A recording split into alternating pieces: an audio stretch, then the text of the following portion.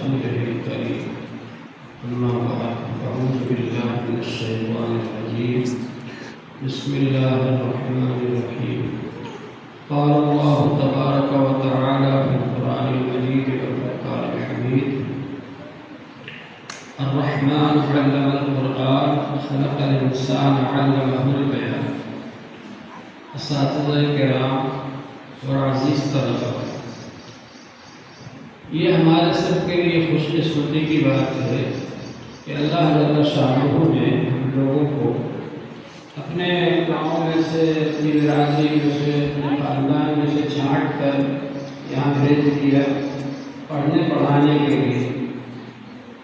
اللہ تعالیٰ نے فرمایا ہے وَأَوْرَثْنَا الْكِتَابَ الَّذِينَ اصْطَفَيْنَا مِنْ عِبَادِنَا، ہم نے اس کتاب کا وارث بنایا ان لوگوں کو جن کو ہم نے منتخب کر لیا، چھانٹ لیا ہمارے بندوں میں سے۔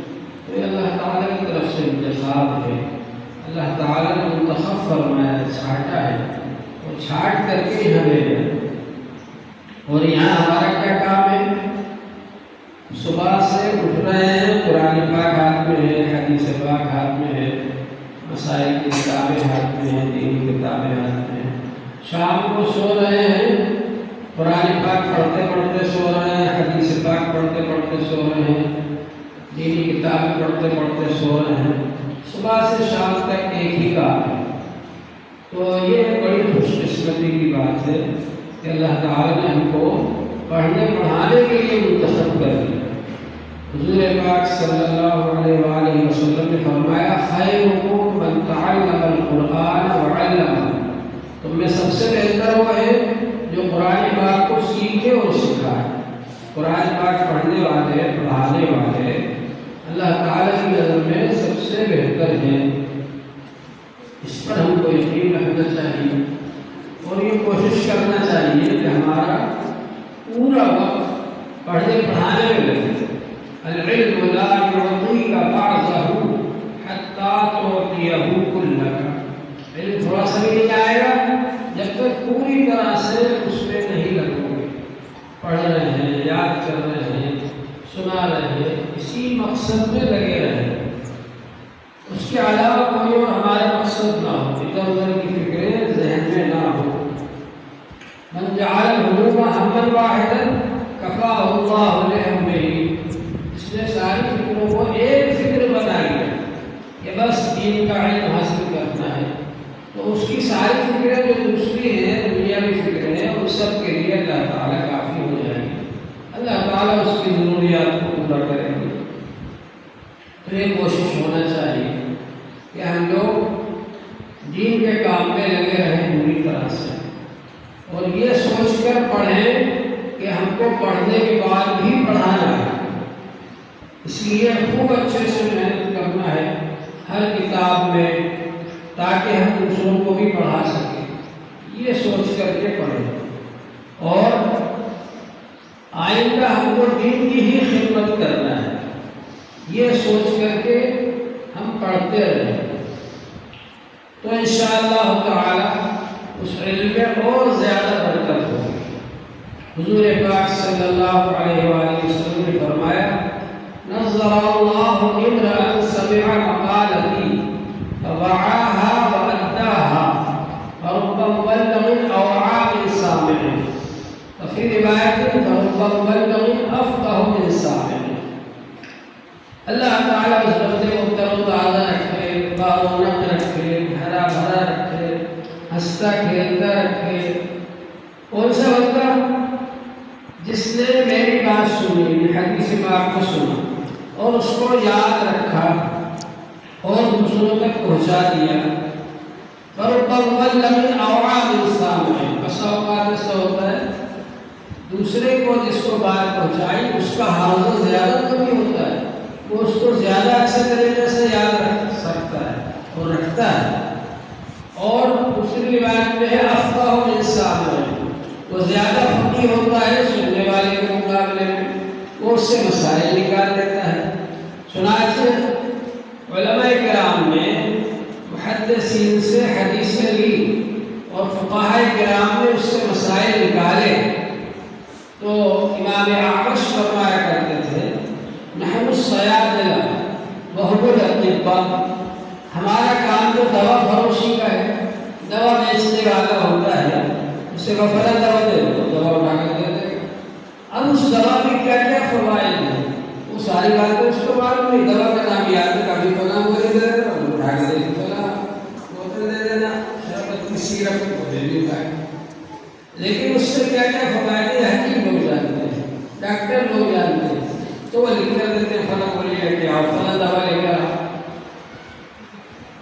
تو فرمایا امام اعمش نے کہ ہم لوگ جو ہے صرف حدیث کے الفاظ کو یاد رکھتے ہیں، لیکن یہی حدیث جب فقہا کے پاس پہنچتی ہے، دین مسائل معلوم کرنے والوں کو، دین مسائل نکالنے والوں کے پاس پہنچتی ہے، اس سے بہت سارے مسائل نکال لیتے ہیں۔ ایک حدیث ہے کہ حضور صلی اللہ علیہ وسلم کو ایک ساتھ بلا کر لے گئے، حضرت انس رضی اللہ عنہ اپنے گھر لے گئے۔ اب وہاں پر حضرت انس رضی اللہ عنہ کا ایک چھوٹا سا بھائی تھا، وہاں ایک چڑیا تھی، وہ چڑیا سے کھیلتا تھا، اب وہ چڑیا غائب ہو گئی، اڑ گئی۔ اب دوبارہ جب حضور صلی اللہ علیہ وسلم گئے تو اس چھوٹے سے بچے سے فرمایا یا ابا عمیر ما فعل الطیر، اے ابو عمیر تمہاری چڑیا کا کیا ہوا؟ یہ چھوٹا سا جملہ ہے حدیث کا، اس سے علماء نے بہت سارے مسائل نکالے فقہاء کرام نے۔ تو وہی حدیث جب فقہاء کے پاس پہنچ جاتی ہے تو اس سے بہت سے مسائل نکالتے ہیں۔ تو یہ آپ کے دل میں شوق ہونا چاہیے، طلب ہونا چاہیے، کس وقت کون سا کام ہو رہا ہے، مدرسے میں پڑھایا جا رہا ہے، جلسہ ہو رہا ہے، وہ سب ہمارے اپنے کام ہیں، اور اس میں سے کسی میں بھی ہم کو غیر حاضر نہیں رہنا ہے، ہم کو اس میں شریک ہونا ہے اور علم حاصل کرنا ہے۔ یہ تھوڑا سا وقت گھر والوں نے گھر کی ذمہ داریاں ساری اپنے اوپر لے لی، گھر کا کام کاج بیچارے وہ خود کر رہے ہیں، پریشان ہو رہے ہیں، لیکن آپ لوگوں کو ہے بھیج دیا کہ آپ لوگ پڑھ لو۔ تو اب اس وقت کو قیمتی بنانا ہے، ضائع نہیں کرنا ہے، جتنا زیادہ ہو سکے قرآن پاک یاد کرو۔ میں نے پہلے بھی کہا تھا کہ اگر جمعرات میں کوئی ایسی ترتیب بن جائے کہ حفظ کے طلباء جو بچے حافظ ہو چکے ہیں وہ شبیلہ کریں، رات میں 2 دن کا کر لیں، 3 دن کا کر لیں، 1 دن کا کر لیں، 1 دن کا تو منع ہے، بس 2 دن کا بھی منع ہے، 3 دن کا کر لیں، تو 10 والے لے کر آتے پڑھ سکتے ہیں آرام سے۔ اس سے کیا ہوگا کہ آپ کے اندر یہ جذبہ پیدا ہوگا کہ یار ہم کو اس طرح سے پڑھنا چاہیے، اور ایک ترتیب بنے گی، ایک راستہ ملے گا، شوق ہوگا، مشق ہوگی تراویح سنانے کی۔ بعد میں جب آپ مسئلے پر کھڑے ہو گئے تراویح میں تو کوئی دقت نہیں ہوگی۔ جیسے یہاں پر تقریر کے لیے بلایا جاتا ہے، جو شروع میں آتے ہیں، پہلی بار آتے ہیں، ان کے پاؤں کانپتے ہیں اور آواز کانپتی ہے، کیسے بولے اور کیا بولے، جب 2-4 بار آ جاتے ہیں تو دل کھل جاتا ہے، پھر وہ بولنے لگتے ہیں۔ اسی طرح تراویح میں شروع میں پڑے ہوتے ہیں، ان کو دہشت معلوم ہوتی ہے، وحشت معلوم ہوتی ہے، لیکن جب ایسا نظام بنے گا کہ ہر جمعرات کو سبینہ ہو، اس میں سنایا جائے قرآن پاک، تو انشاءاللہ تعالیٰ اس کے ذریعے سے طلباء میں مشق ہو جائے گی تراویح میں قرآن پاک سنانے۔ اسی طرح سے یہ بھی اہتمام ہونا چاہیے کہ ہم لوگ یہاں صرف علم سیکھنے کے لیے نہیں آئے، عمل سیکھنے کے لیے بھی آئے۔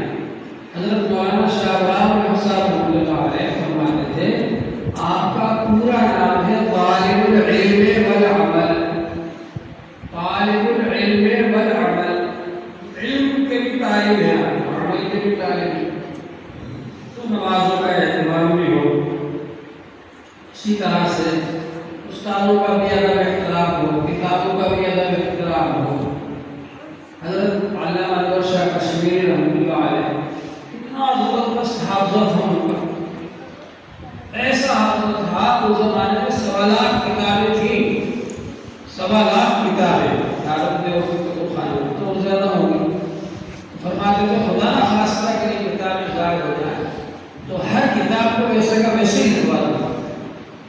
ایسا حالت فرماتے تھے کہ میں اگر سرسری نظر سے دیکھوں کسی کتاب کو تو 30 سال یاد ہے اور غور سے دیکھوں تو نکل جاتے ہیں. ایسا حافظ، لیکن وہ حافظہ ایسی نہیں تھا بلکہ وہ اہتمام تھا ان کے پاس تقوی کا. چنانچہ علامہ نوشہ کشمیر رحمۃ اللہ علیہ فرماتے تھے کہ کسی بھی کتاب کو میں نے بغیر وضو کے نہیں پڑھا. حالانکہ فرض نہیں ہے، فرض تو صرف قرآن پاک کے لیے ہے کہ آپ اس کو ہاتھ لگانے سے پہلے وضو کرو، لیکن کوئی دینی کتاب کو کہتے تھے میں نے بغیر وضو کے نہیں پڑھا. استادوں کا بہت زیادہ احترام کرتے تھے. ایک بار ان کی اہلیہ نے پلنگ بچھایا، اب جب وہاں سونے کے لیے گئے تو لیٹے تھے، ان کے بڑے اور اہلیہ سے کہا تم نے ادھر کون کون کی حضرت شیخ ولی رحمۃ اللہ علیہ کا مکان ہے، ان کے گھر کی طرف میرے پیر ہو. تو استاد کے گھر کی طرف بھی پیر نہیں کرتے. اب تو ہم لوگ استاد سے بیٹھے کوئی ان لوگ میں کال کر کے بیٹھ جائیں گے. تو اس کا اہتمام ہونا چاہیے. دارالدیوبند کے اندر ہم نے دیکھا کہ طلبہ آپس میں ایک دوسرے سے مولانا کہہ کر بلاتے، نام نہیں لیتے، اور اساتذہ کو حضرت کہہ کر بلاتے.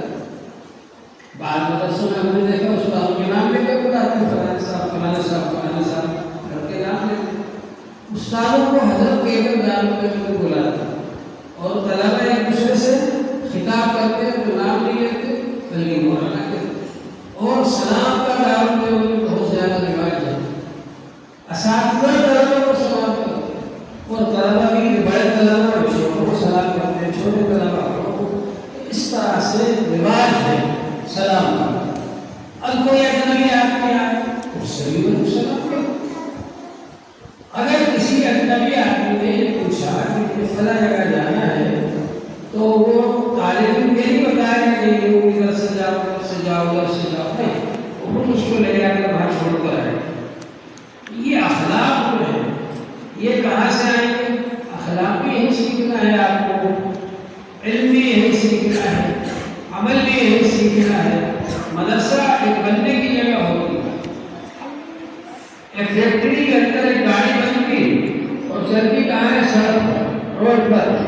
اگر فیکٹری میں جہاں وہ گاڑی بن رہی ہے وہاں اس میں کوئی کمی رہ گئی تو پھر سڑک پر وہ سنیں گے نہیں. وہاں تو نظر آئے گا کہ اس میں یہ خراب ہے، اس لیے چل نہیں پا رہے. جو طلبہ مدرسوں میں نہیں کر پاتے پھر جب وہ جاتے ہیں کہیں کام کرتے ہیں کہیں مزدوری کرتے ہیں، اب لوگوں نے گھر ہے تو بجے نہیں ہوتا تو اب وہ کیا کرتے ہیں؟ نکال دیتے ہیں. جاؤ جیسے حافظ کیا ضرورت نہیں، جیسے امام کی ضرورت نہیں، صدر کی ضرورت نہیں.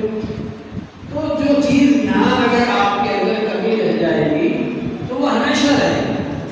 اس لیے آپ یہاں پر علم بھی سیکھیے، عمل بھی سیکھیے، قرآن پاک کی تدبیر بھی سیکھیے.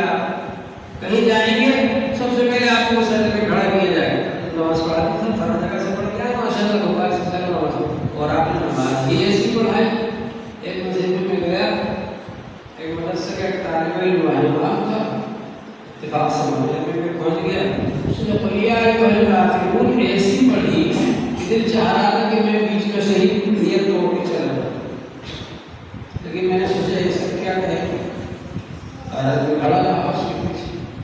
تو اگر آپ نے یہ نہیں سیکھا تو وہ کبھی کمزوری ہمیشہ باقی ہے. سیکھنا ہے، آپ کو وقت ہے، آپ کے پاس موقع ہے، سکھانے والے موجود ہیں، تربیت کرنے والے موجود ہیں، بتانے والے موجود ہیں. کسی چیز میں آپ کو سوال کرنا ہو سوال کیجیے.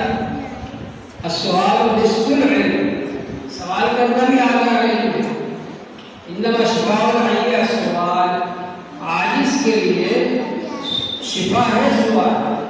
آپ سوال کریں گے تو آپ کو معلوم ہو جائے گا کہ کیا چیز ہے. پرانے زمانے میں جب کتابیں لکھی ہوتی تھی تو علم حاصل کرنے کا یہی طریقہ تھا کہ علماء کے پاس بیٹھ گئے، اب اسے سوالات کر رہے ہیں اور وہ جوابات دے رہے ہیں اور وہ جوابات کو لکھ لیے کتاب میں کاپی میں تو وہ کتاب بن گئی. وہ طریقہ ہوتا تھا. اگر آپ کو کوئی بات پوچھنا ہے آپ اس طرح سے آپ کے پاس ایک ذخیرہ ہو جائے گا دینی معلومات کا. تو یہ ہم کو کوشش کرنا چاہیے. یہاں رہتے ہوئے آپ جتنا چاہیں سیکھ سکتے ہیں. آپ کے شوق پر ہے, آپ کی طلب پر ہے. حضرت عبداللہ بن عباس رضی اللہ عنہ حضور صلی اللہ علیہ وسلم کے چچا بھائی تھے, لیکن ان کو ایک شوق تھا, ایک طلب تھی. ایک بار بکری چرانے جنگل میں تو سورج گرہن ہوا.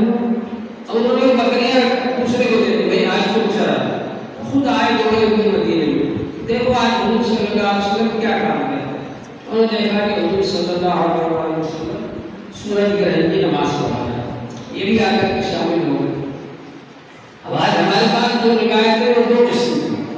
بعض روایتوں میں یہ ہے کہ حضور صلی اللہ علیہ وسلم نے 2 رکوع کیے سورج گرہن کی نماز میں. بعض روایتوں میں یہ ہے کہ 1 رکوع کیا. امام ابو حنیفہ رحمۃ اللہ علیہ فرماتے ہیں یہ روایت زیادہ صحیح ہے, جس میں ایک رکوع کیا. اس طرح سے اور معلوم میں 1 رکوع ہے, ایسے ہی سورج گرہن کی نماز میں 1 رکوع ہے. اور وہ کون سی روایت ہے؟ حضرت عبداللہ بن عباس رضی اللہ عنہ والی روایت ہے. مردوں کی صف میں کھڑے ہوئے تھے تو وہ بتاتے ہیں کہ حضور صلی اللہ علیہ وسلم نے 1 رکوع کی. حضرت عائشہ رضی اللہ عنہ پیچھے کی صف میں کھڑی ہوئی تھی, اور عورتوں کی صف بچوں کے بعد ہوتی ہے, بیچ میں بچوں کی صف ہوتی ہے. بچوں کی عادت ہوتی ہے کہ اگر امام صاحب نے دیر کر دی رکوع سے اٹھنے میں تو بچے سر اٹھا کر کے دیکھتے ہیں کہ امام صاحب اٹھے کر نہیں اٹھے. تو ہو سکتا ہے کہ بچے جو تھے بیچ میں وہ سر اٹھا کر دیکھا ہو.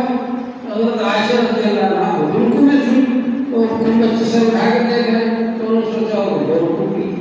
حضرت عائشہ رضی اللہ عنہ کی حدیث میں کہ سورج گرہن کی نماز میں 2 رکوع, اور حضرت عبداللہ بن عباس رضی اللہ عنہ کی حدیث میں 1 رکوع کی ہے. تو امام ابو حنیفہ رحمۃ اللہ علیہ فرماتے ہیں کہ حضرت عبداللہ بن عباس رضی اللہ عنہ مردوں کی صف میں تھے, آگے تھے, لہٰذا ہم ان کی روایت کریں گے کہ سورج گرہن میں 1 ہی رکوع کیا سورج گرہن کی نماز. اسی طرح سے عبداللہ بن عباس رضی اللہ عنہ کی خالہ حضرت میمونہ رضی اللہ عنہ حضور صلی اللہ علیہ وسلم کے نکاح میں تھی. تو عبداللہ بن عباس رضی اللہ عنہ خالہ جان سے کہا کہ دن میں جو حضور صلی اللہ علیہ وسلم کام کرتے ہیں وہ تو ہم کو معلوم ہے, رات میں کیا کام کرتے ہیں, کیسے کرتے ہیں, وہ ہم کو نہیں معلوم. تو اپنے گھر میں آپ کو سلا لیجیے. تو حضرت عبداللہ بن عباس رضی اللہ عنہ کو ان کی خالہ نے سلا لیا, سو گئے. حضور صلی اللہ علیہ وسلم تشریف لائے, شروع رات میں آرام فرمایا, آخر رات میں اٹھے, تہجد کی نیت مانگی. اب ہماری طرح تو تھے نہیں کہ استاد تہجد پڑھے اور طالب علم بہت پھیلا کے سوتا رہے. وہ بھی جلدی سے اٹھے, انہوں نے بھی تہجد کی نماز پڑھی. لیکن بچے تھے اس وقت, اور اس وقت تک یہ بھی معلوم نہیں تھا کہ ایک امام ہوئے مقتدی ہو تو مقتدی کو دائیں جانب کھڑے ہونا چاہیے, امام کے بائیں جانب کھڑے ہونا چاہیے. تو بائیں جانب کھڑے ہو گئے تو وہ کہتے ہیں کہ حضور صلی اللہ علیہ وسلم نے میرے کان کو پکڑا اور مجھے دائیں جانب کھڑا کیا. تو اب اس حدیث سے معلوم ہوا کہ امام اگر مقتدی ہو تو مقتدی کو امام کے دائیں جانب کھڑا ہونا چاہیے. اور یہ بھی معلوم ہوا کہ استاد اگر شاگرد کا کان پکڑے ادب سکھانے کے لیے تو پکڑ سکتے ہیں, تاکہ اس کو یہ احساس ہو کہ مجھ سے غلطی ہوگی, غلط کام کیا گیا. تو بہرحال یہ کہ حضرت عبداللہ بن عباس رضی اللہ عنہ کے دل میں اگر یہ جذبہ پیدا نہیں ہوتا کہ میں دیکھوں حضور صلی اللہ علیہ وسلم رات میں کیا کام کرتے ہیں, تو ہم کو کیسے پتہ چلتا. اسی طرح سے حضرت عبداللہ بن عباس رضی اللہ عنہ دور دور جاتے تھے علم حاصل کرنے کے لیے. جہاں معلوم ہوا کوئی صحابی ہے حدیث بیان کرتے ہیں, وہاں جاتے سفر کرتے, لمبا سفر کرتے, وہاں جاتے. دھوپ ہے, آندھی چل رہی ہے, وہ صحابی سو رہے ہیں, ان کے دروازے پر بیٹھ جاتے, اٹھاتے نہیں ان کو. اور جب وہ اٹھتے آ کر دیکھتے ہیں آپ تو حضور کی چچا بھائی ہے, آپ کیوں تشریف لائے. مجھ سے کہتے میں خود آ جاتا. کہا نہیں, طالب علم کو آنا چاہیے استاد کے پاس, تو مجھے اٹھا لیتے آپ. کہا نہیں, آپ آرام فرما رہے تھے, میں نے مناسب نہیں سمجھا آپ کے آرام میں خلل. آندھی آ رہی ہے, دھول آ رہی ہے, بیٹھے ہوئے دروازے پر, ان سے حدیث پڑھ کر کے حدیث سن کر کے پھر واپس آئے. اس طرح ایک حدیث کے لیے حضرت عبداللہ بن عباس رضی اللہ عنہ لمبے لمبے سفر. اس کا نتیجہ یہ ہوا کہ ایک زمانہ ایسا آیا کہ مکے کے سب سے بڑے عالم عبداللہ بن عباس رضی اللہ عنہ، لوگ دور دور سے آتے تھے حضرت عبداللہ بن عباس رضی اللہ عنہ کے پاس علم حاصل کرنے۔ کیوں؟ اس لیے کہ انہوں نے علم حاصل کیا۔ اگر وہ علم حاصل نہیں کرتے تو کہاں سے ان کے پاس علم آتا؟ اتنے لوگ آتے ان سے علم حاصل کرنے کے لیے۔ حضرت امام محمد رحمۃ اللہ علیہ بہت رات تک مطالعہ کرتے تھے، پڑھتے تھے۔ ان سے پوچھا حضرت آپ اتنی رات تک مطالعہ کرتے پڑھتے؟ تو انہوں نے فرمایا کہ لوگ تو سو گئے یہ سوچ کر کہ صبح مسئلہ پوچھنے کی ضرورت پڑے گی تو محمد صلی اللہ علیہ وسلم پوچھ لیں گے، اور اگر میں بھی سو گیا اور صبح کوئی مسئلہ پیش آ گیا اور وہ میں نہیں بتا سکا تو پھر امت کا کیا ہوگا؟ پوری امت کی فکر تھی، امت کا کیا ہوگا؟ مطالعہ کرتے تھے رات رات میں، کتنی کتابیں لکھی امام محمد رحمۃ اللہ علیہ، حتیٰ کہ ان کی ایک کتاب دیکھ کر، جامع صغیر کو دیکھ کر، اس زمانے میں عیسائی آدمی نے کہا تھا ہذا کتاب محمد الصغیر فکیف کتاب محمد الکبیر، یہ چھوٹے محمد کی کتاب کا یہ حال ہے تو بڑے محمد کی کتاب کا کیا حال ہے؟ تو بہرحال یہ کہ آپ حضرات یہاں آئے ہیں، محنت کریں، پڑھیں لکھیں اور یہ تقریر سیکھیں۔ آپ جتنے بھی علماء ہوئے وہ سب مدرسوں میں پڑھے ہوئے تھے، جب مدرسوں سے باہر نکلیں گے تو یہ تقریر آپ کے بہت کام ہے۔ تقریر یہ تبلیغ کا ذریعہ ہے، تقریر یہ دوسروں تک اپنے دین کی بات پہنچانے کا ذریعہ ہے۔ اگر سامنے والا آدمی کوئی غلط بات کہہ رہا ہے، اگر آپ بولنا جانتے ہیں تو اس کے سامنے آپ تقریر سے اپنی بات کو سمجھا سکتے ہیں۔ کوئی باطل نظریات پھیر میں آپ اپنے حق بات کو پھیلا سکتے ہیں تقریر کے ذریعے سے۔ تو یہ تقریر جو ہے یہ بھی ایک جوہر ہے، مہارت ہے، ملکہ ہے، اور اس کے ذریعے سے دوسروں تک آپ اپنی بات کو پہنچا سکتے ہیں۔ اور اللہ جل شانہ نے قرآن پاک میں جہاں قرآن پاک کی تعلیم کا ذکر فرمایا وہاں یہ بھی فرمایا ہم نے بیان بھی سکھایا۔ الرحمن علم القرآن خلق الانسان علمہ البیان، رحمان وہ ہے جس نے قرآن کی تعلیم دی اور انسان کو بنایا اور اس کو بیان سکھایا۔ دوسری چیزیں بیان نہیں کر سکتی لیکن انسان کو اللہ نے قوت بیان عطا فرمائی، بولنے کی مہارت عطا فرمائی، تقریر کرنے کی صلاحیت عطا فرمائی۔ ضرورت ہے کہ اس صلاحیت کو آپ اجاگر کریں، محنت کر کے۔ اگر آپ نے اپنی صلاحیت کو اجاگر کر لیا تو آپ بول سکتے ہیں۔ یہاں ایک بزرگ تھے مفتی عبدالرشید صاحب مسکین رحمۃ اللہ علیہ، نائب مفتی رہے نوابی زمانے میں، بہت بڑے عالم تھے۔ تو اس زمانے میں یہاں ایک فرقہ چل رہا تھا، نیچریہ فرقہ، جو مشرقی صاحب اس کے بارے تھے، اور اس نیچریہ فرقے کے بہت سے گمراہ عقائد تھے۔ تو وہ بڑے بڑے جلسے کرتے تھے اور حضرت مولانا مفتی عبدالرشید صاحب مسکین ان کے جلسوں میں جا کر ان کے خلاف تقریر کرتے اور یہ کہتے ہیں تم لوگ کہہ رہے ہو غلط۔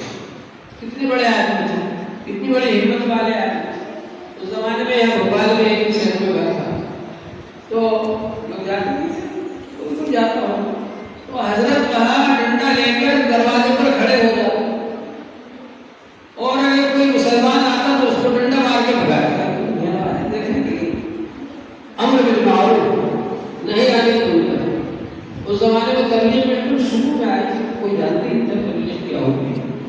تو ہریڈے والے مسجد میں وہ اعلان کرتے تھے کہ بھائی رک جاؤ، سنو بیان ہو، کوئی نہیں اس کا سب چلے جاتے کیونکہ لوگ سمجھتے نہیں تھے کیا ہوتی ہے۔ تو اکیلے کھڑے ہو کر کے مسجد میں بیان کرتے اور یہ کہتے ہیں کھمبوں دیواروں روا رہنا میں نے ہر بات پہنچا۔ ایسے جذبے والے ہیں۔ آج لوگ بڑا سینہ چوڑا رکھتے ہیں۔ ایک بار میں سٹیٹمنٹ گیا تو ایک صاحب کہنے لگے دیکھو صاحب کتنے سارے آدمی ہیں۔ میں نے کہا کہ ان بزرگوں کی قربانیوں کا نتیجہ ہے۔ اس وقت سے لے کر 40-50 سال سے لے کر ابھی تک جو بزرگ لوگ قربانیاں دے رہے ہیں اس کا نتیجہ ہے جو یہ ہوا ہے۔ یہ آپ کے کہنے سے تھوڑی آئے، آپ کے بلانے سے تھوڑی آئے۔ ان لوگوں نے جو آوازیں لگائی کیسا اخلاص تھا، اکیلے کھڑے ہوئے مسجد میں کھمبوں سے کہہ رہا، دیواروں سے کہہ رہا، سن لو میں نے دین کی بات پہنچا، ان کے اخلاص، ان کے جذبے کی وجہ سے آج یہ ہوتا ہے۔ سال بھر کے لیے اعلان ہوتا ہے مسجد میں اجتماع ہوگا، تب لوگ وہاں آتے ہیں۔ تو خیر بات علی کے اللہ کا فضل کرم ہے کہ آپ حضرات یہاں پر آئے ہیں، ہم سب کو اپنے مقصد میں لگے رہنا چاہیے اور اس سے نہ ہٹیں۔ وہ شیطان بہکاتا ہے کہ کوشش کرتا ہے کہ کسی طرح سے بچوں کو ادھر لے جاؤ ادھر لے جاؤ، دوسرے کام میں لگا دو۔ تو ایسی چیزوں سے بچنا ہے جو جن سے وقت ضائع ہے اور دین کے کام سے آدمی ہٹے۔ حضرت حکیم الامت مولانا اشرف علی تھانوی رحمۃ اللہ علیہ فرماتے تھے، ہم یہ چاہتے ہیں کہ ہمارے بچے پڑھنے کے بعد بھی یہی کام کریں۔ ابھی ڈاکٹر ہے، اس کو پڑھایا، اپنے ڈاکٹر بنایا، اب اس کو اگر اسپتال میں کوئی مریض ہے وہ علاج کرنے تو اس کو، اگر آپ ڈاکٹر سے کہو کہ وہ اسٹیشن پہ کھڑا ہو کر پانی پلائے، بہت اچھا کام ہے، مسافروں کو پانی پلاتے، لیکن ڈاکٹر اگر وہاں جائے گا تو اسپتال میں بہت سارے مریض تڑپ تڑپ کر مر جائیں گے۔ جس کا جو کام ہے وہ کر لے گا۔ اسی طرح سے عالم کو اس لیے عالم بنایا جاتا ہے، حافظ کو اس لیے حافظ بنایا جاتا ہے کہ وہ مدرسے پڑھائیں، امامت کریں، توزینی کریں، پڑھائیں، اس لیے بنایا جاتا ہے۔ اگر وہ دوسرا کام کرنے لگے گی تو ظاہر بات ہے کہ پھر یہ کام کون کرے گا؟ جس کام کے لیے ان کو تیار کیا گیا، 8 سال اسی کے لیے لگائے، 10 سال لگائے، کاہے کے لیے؟ تاکہ ہمیں عالم بنا سکے، صلاحیت پیدا ہو پڑھانے کی۔ اگر وہ دوسرا کام کرنے لگے گا، اس کام کو پھر کون کرے گا؟ تو اب آج کل بعض لوگ اگر بالکل خراب ہے، ڈاکٹر کے پاس جائیں گے، اس کو 100 200 500 روپے میں دیں گے دوا لکھوانے کے، انجینئر کے پاس جائیں گے نقشے بنوانے کے لیے گھر کا، اس کو 200 500 1000 روپے دیں گے نقشے بنوانے کے۔ مولوی سے کہیں گے آپ فری میں پڑھاؤ، فری میں پڑھاؤ، آپ فری میں مسئلہ بتاؤ، فری میں امامت کرو، فری میں موزنی کرو۔ ارے بھائی آپ ان کو 1000 روپے دے رہے ہو، ان کو بھی دو نا 1000 روپے، کیوں نہیں دے رہے؟ تو مہاراج وہ ہے کہ انڈیا میں حضرت تھانوی رحمۃ اللہ علیہ فرما رہے تھے کہ اگر کوئی عالم دوسرا کام کرنے لگ جائے تو دھیرے دھیرے اس کا علم ختم ہو جائے، اس کو اپنے مسائل پر یقین اعتماد نہیں رہتا، پھر وہ مسئلہ بتاتا ہے، ہو سکتا ہے شاید کہ ایسا ہو، کیونکہ اس کو اپنے علم پر یقین نہیں رہتا۔ بہت پہلے کتاب میں دیکھا تھا، اور اس کے بعد میں دوسروں کو بھی اس پر یقین نہیں رہتا، اعتماد نہیں رہتا۔ دوسرے لوگ پتہ نہیں مسئلہ صحیح بتائے گا کہ نہیں، ارے عالم کو یہاں بیٹھا رہتا ہے دکان پر، پتہ نہیں مسئلہ صحیح بتائے گا کہ نہیں۔ تو عالم اگر دوسرے کام میں لگ جائے گا تو اس کا علم ضائع ہو جائے گا۔ حضرت تھانوی رحمۃ اللہ علیہ فرماتے تھے، ہم تو یہ چاہتے ہیں کہ یہ طلباء، یہ علماء جو دین مدارس میں آئے ہیں یہ دین کا ہی کام کریں۔ ہاں صلاحیت تو ہونی چاہیے، اس سے ہم نہیں کریں، انگریزی بھی پڑھیں آپ، ہندی بھی پڑھیں، کمپیوٹر بھی سیکھیں، وہ سب ہے، آپ کے اندر صلاحیت ہو تاکہ کبھی ضرورت پڑ جائے تو آپ کسی کے محتاج نہ رہیں۔ اسٹیشن پر اگر آپ گئے، کوئی فارم بھرنا ہے یا کہیں پر کوئی درخواست دینا ہے، کہیں پر کوئی کام کرنا ہے، یا کون سی گاڑی کہاں جا رہی ہے اس کو دیکھنا ہے، یا کہ اور کوئی کام ہے، تو آپ کسی کے محتاج نہ رہیں، آپ صحیح طریقے سے اس کام کو کر سکیں۔ اس لیے آپ تھوڑی ہندی بھی پڑھی ہے، انگریزی بھی پڑھی ہے، وہ سب صلاحیت ہونا چاہیے، مگر اس کے ساتھ ساتھ جس مقصد کے لیے آئے ہیں اس پر زیادہ کریں۔ اللہ تعالیٰ ہم سب کو عمل کی توفیق عطا فرمائے۔